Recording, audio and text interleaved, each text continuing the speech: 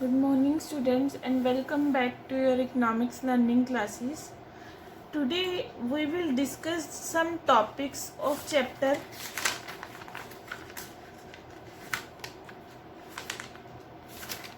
Money. हमारे कुछ topics इसमें पेंडिंग रह गए थे, तो वो आज हम डिस्कस करेंगे. देखो, हमारा एक टॉपिक पेंडिंग रह गया था, फॉर्म्स ऑफ मनी क्या होता है. मनी की कितनी फॉर्म्स होती हैं, ये इम्पॉर्टेंट है पेपर के पॉइंट ऑफ व्यू से.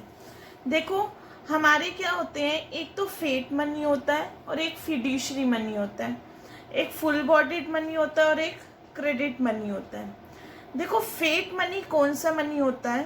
Fate money refers to that money which is issued by the authority of the government, यानी कि वो मनी जो गवर्नमेंट की अथॉरिटी से क्या किया जाता है, इशू किया जाता है. जैसे नोट्स हो गए, कॉइन हो गए, ये सब गवर्नमेंट की ऑर्डर से क्या किए जाते हैं, इशू किए जाते हैं. जैसे अब पीछे क्या हुआ था, 1000 का नोट हटा दिया था गवर्नमेंट ने और 2000 का नोट लिया, यानी कि गवर्नमेंट की अथॉरिटी से हुआ है, गवर्नमेंट के ऑर्डर से हुआ है. तो वो सारे के सारे नोट्स और कॉइन्स किसमें आ जाएंगे, फेट मनी में आ जाएंगे. नेक्स्ट आता है हमारा फिड्यूशरी मनी. फिड्यूशरी मनी कौन सा मनी होता है, जो गवर्नमेंट ने नहीं कहा लेकिन जो ट्रस्ट के बेसिस पे होता है. जो पेयर है, जो पेई है, दोनों के बीच में ट्रस्ट के बेसिस पे जो ट्रांजैक्शन होंगी, वो कौन सा मनी हो जाएगा हमारा, फिड्यूशरी मनी. जैसे देखो, चेक है, चेक हमारे क्या है, हम चेक ट्रांसफर करते हैं, ठीक है, एक दूसरे पर्सन को, फ्रॉम वन पर्सन टू पे चेक ट्रांसफर किया जाता है. तो वो हमारा कौन सा मनी हो जाएगा, fiduciary money, which is not issued by the authority of the government, which are on the basis of trust between the payer and payee. Next आता है हमारा फुल बॉडीड मनी, और कौन सा होता है, क्रेडिट मनी. देखो, फुल बॉडीड मनी वो मनी होता है जिसकी कमोडिटी की वैल्यू मनी की वैल्यू के क्या होती है, इक्वल होती है. वो कौन सा मनी हो जाता है हमारा, full bodied money. For example लेकर चलते हैं. देखो, जब ब्रिटिश टाइम पीरियड था इंडिया में, उस टाइम पे 1 रुपये की वैल्यू, जो 1 रुपये का कॉइन आता था, उस टाइम सिल्वर का कॉइन आता था. तो सिल्वर की वैल्यू उस टाइम 1 रुपये ही थी, ठीक है. तो हमारी देखो, कॉइन की वैल्यू और जिस चीज़ से वो बना हुआ है, कमोडिटी से, जिस प्रोडक्ट कमोडिटी से वो बना हुआ है, उन दोनों की वैल्यू क्या है, इक्वल है. तो वो कौन सा मनी हो जाता है हमारा, फुल बॉडीड मनी. एक होता है हमारा क्रेडिट मनी. देखो, क्रेडिट मनी कौन सा मनी होता है, जिसमें मनी की वैल्यू ज़्यादा होती है कमोडिटी की वैल्यू से. जैसे आज के टाइम में है, देखो 1 रुपये का कॉइन है, आज के टाइम में मेटल का बना हुआ है, तो 1 रुपये की वैल्यू ज़्यादा है, ठीक है. आप मेटल को क्या करोगे, अगर मेल्ट कर दोगे तो कुछ नहीं रहेगा वो. हाँ, अगर वो सिल्वर का बना होता आज के टाइम में, तो क्या होता है, पर्सन तो इकोनॉमी में क्या करते हैं, 1 रुपये के सिक्के को क्या करते हैं, जला देते हैं, और सिल्वर की वैल्यू क्या हो जाती है, ज़्यादा हो जाती, ठीक है. लेकिन ऐसा नहीं होता.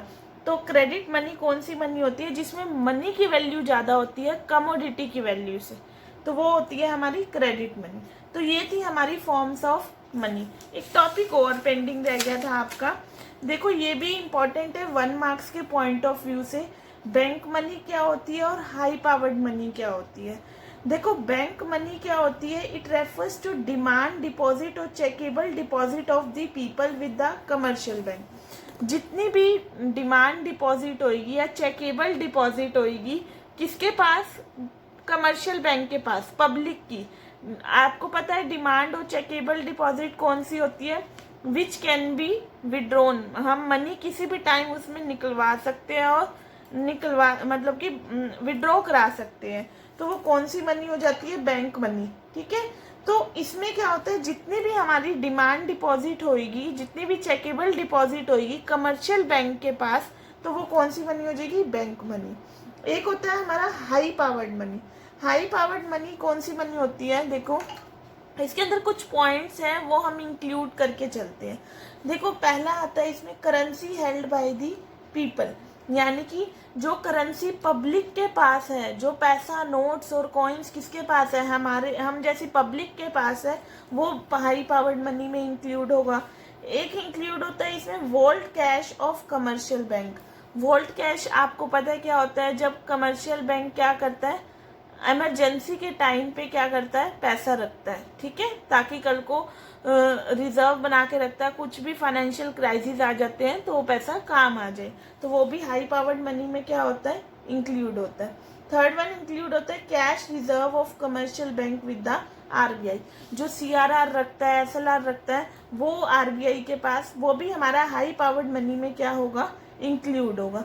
इसको हम मॉनिटरी बेस और बेस मनी भी बोलते हैं, दोनों के नाम से आ सकता है। मॉनिटरी बेस क्या होता है, बेस मनी क्या होता है, 1 मार्क्स के पॉइंट ऑफ व्यू से ये इम्पॉर्टेंट है। सो आई होप आपको ये टॉपिक अच्छे से क्लियर हो गया होगा। Okay, thank you everyone.